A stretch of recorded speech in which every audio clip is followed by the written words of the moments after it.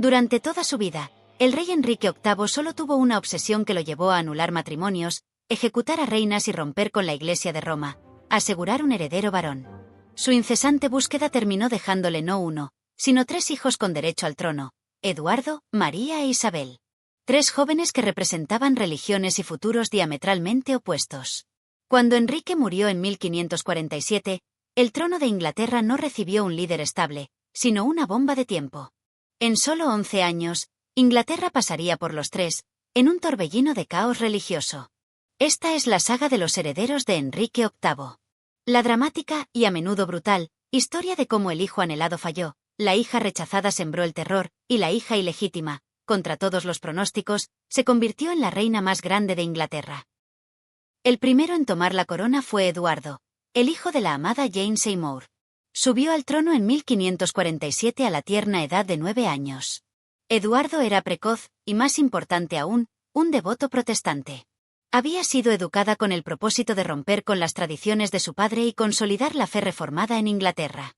Sin embargo, por ser un niño, el poder real fue ejercido por un consejo de regencia.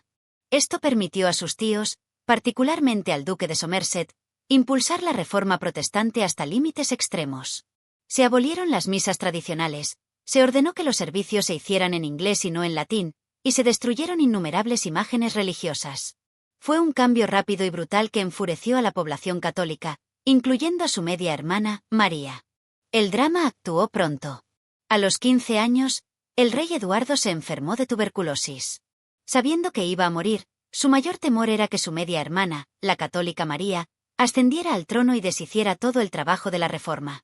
Desesperado, Eduardo intentó cambiar el testamento de su padre para nombrar a su prima, la protestante Lady Jane Grey, como su heredera. Este movimiento fue un acto de desesperación que ignoraba la ley de sucesión. Cuando Eduardo murió en 1553, el trono cayó brevemente en manos de Jane Grey. Pero el intento de alterar la línea de sucesión fracasó. Los ingleses, a pesar de sus creencias, apoyaron a la heredera legal de su padre, la princesa María. Hija de Catalina de Aragón, María había pasado toda su vida adulta siendo marginada por su padre, que la había declarado ilegítima. Su devoción inquebrantable al catolicismo era tanto un refugio como una bomba política. En 1553, María entró en Londres con gran apoyo popular, deshizo la coronación de Jane Grey y tomó el trono. Su objetivo era claro: devolver a Inglaterra al seno de la Iglesia de Roma. Su primer gran error político fue su matrimonio. Se casó con el ultracatólico Felipe II de España, un monarca extranjero al que los ingleses veían con recelo. El miedo a ser un título de España se hizo realidad. Decidida a erradicar el protestantismo, María inició una campaña que le valió su infame apodo: Bloody Mary. Desde 1555, cientos de protestantes fueron quemados en la hoguera por herejía. En su mente, ella estaba salvando las almas de sus súbditos, pero para el pueblo, era un reinado de terror. El número de ejecuciones fue asombroso para un periodo tan corto. El pueblo estaba agotado. El país estaba en bancarrota por las guerras de su esposo, y la desesperación religiosa era total.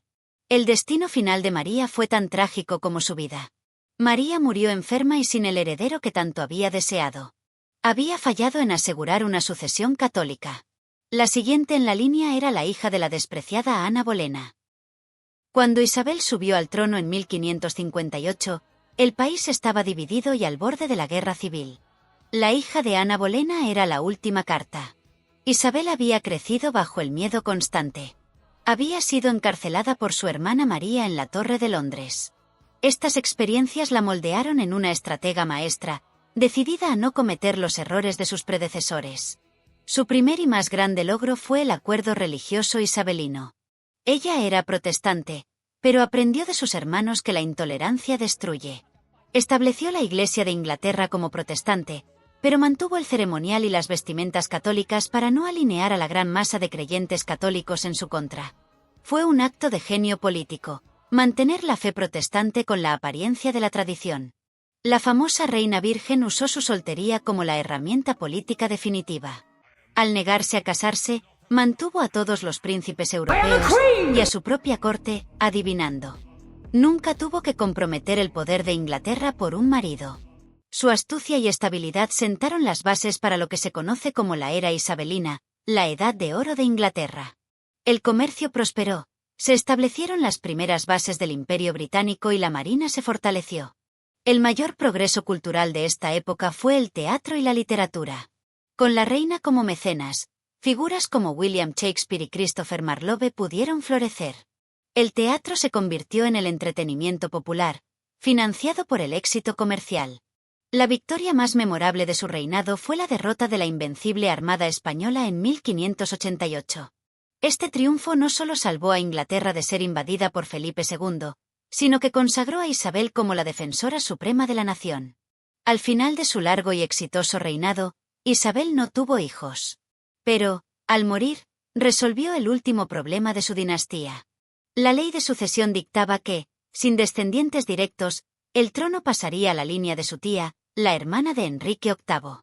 El heredero más legítimo era el hijo de la mujer a la que ella misma había ejecutado años atrás, María Estuardo, reina de Escocia, su prima. Isabel nombró como su sucesor a Jacobo VI de Escocia, el hijo de María Estuardo. Con esto, Isabel unió las coronas de Escocia e Inglaterra, poniendo fin a la dinastía Tudor, pero asegurando una transición de poder pacífica y estable. Los reinados de Eduardo y María fueron un breve y turbulento caos de fanatismo religioso. Sus fracasos y las lecciones de sus vidas hicieron de Isabel la gran monarca que fue, cerrando el ciclo de caos iniciado por su padre. Pero la historia de la familia Tudor no termina aquí. Si disfrutaste de este épico final, te invitamos a ver cómo empezó todo. Revive nuestra serie completa sobre las 6 esposas de Enrique VIII y descubre las tragedias, las conspiraciones y el alto costo de asegurar la línea de sucesión que viste hoy. Y ahora la pregunta más importante: ¿qué otro monarca o saga familiar te gustaría que exploráramos a fondo en un vídeo largo como este? Déjanos tu respuesta en los comentarios.